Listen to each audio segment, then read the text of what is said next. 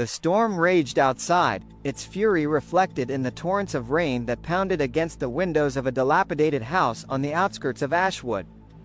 The night was dark and unrelenting, with lightning flashes briefly illuminating the overgrown trees that surrounded the house.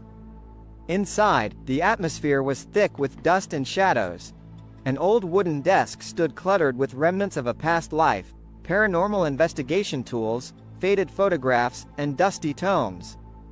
A single candle flickered weakly, casting eerie shadows across the room. Elara Quinn sat at the desk, her once bright eyes now clouded with weariness. Her sharp features were softened by the flickering candlelight, but her face was etched with the weight of years spent wrestling with the supernatural. The silence of the room was interrupted only by the occasional rumble of thunder, underscoring the gravity of the moment. "There are some things in this world we are not meant to understand," Elara mused aloud, her voice a soft murmur in the darkness. "For years, I thought I could make sense of them, that I could control them. But some doors, once opened, can never be closed." The storm outside seemed to mirror the turmoil within her as she reached for a weathered envelope resting among the clutter on her desk. The envelope was old, its edges frayed and yellowed. A postmark, dated just 2 weeks ago, indicated that it had traveled a long distance. Elara's hands trembled as she opened it, revealing a handwritten letter. The ink was smudged, but the message was unmistakable. "Elara, I need your help. Strange things are happening in Ashwood. I know we haven't spoken in a long time, but you're the only one I can trust. Please, come quickly. Margaret." Elara's heart raced as she read the letter. Margaret Blake, her old friend and partner in paranormal investigations, had been dead for over a year. The sight of Margaret's handwriting was a cruel reminder of what she had lost. Her thoughts drifted back to the days when they had worked side by side, unraveling the mysteries of the supernatural. The letter was a jarring echo from the past, pulling her back into a world she had tried to leave behind. "I don't know how this is possible," Elara whispered to herself, "but if Margaret's in trouble, I have to find out the truth." Determined to uncover the reason behind the letter, Elara packed a few essentials into an old bag. The drive to Ashwood was treacherous. The rain lashed against her windshield, making the road barely visible. The drive to Ashwood was treacherous. The rain lashed against her windshield, making the road barely visible. The headlights of her car cut through the dense fog, revealing twisted, gnarled trees that seemed to stretch out to grab her. Her mind raced with memories and questions. As she approached Ashwood, the small town emerged from the fog like a ghostly apparition. The streets were deserted, and the buildings seemed to lean inwards, creating an unsettling atmosphere. The once familiar town had become a place where shadows from the past lingered like specters. Elara parked her car in front of an old, decrepit house, the last known address of Margaret Blake. The house was shrouded in darkness, its windows dark and foreboding. Elara took a deep breath, bracing herself before stepping out into the storm. The interior of the house was no less eerie. The air was heavy with the scent of mold and decay. The living room was filled with old furniture and paranormal investigation relics, their presence a stark reminder of the life Margaret had led. The only light came from the flickering candle that barely cut through the darkness.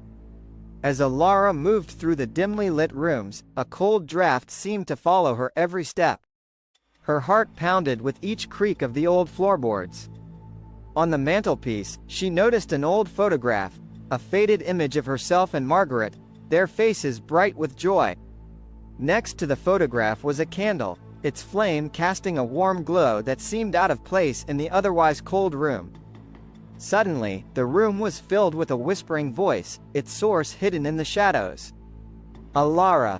The shadows deepened, swirling as if something was moving just out of sight. Elara spun around, her pulse quickening.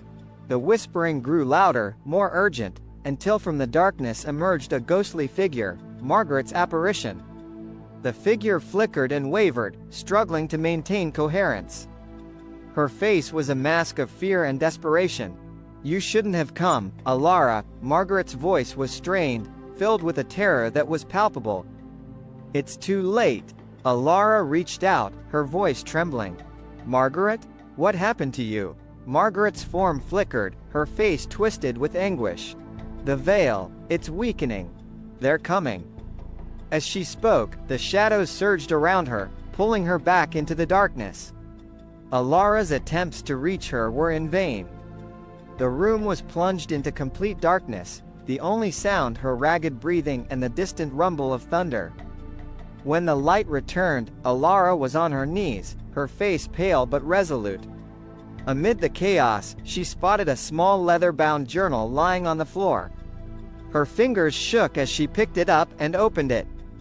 The journal's pages were filled with Margaret's meticulous handwriting, notes about supernatural occurrences in Ashwood, descriptions of ominous shadows, and eerie sketches. The final entry was a cryptic message: "Find the Watcher before it's too late." Elara's eyes widened in recognition.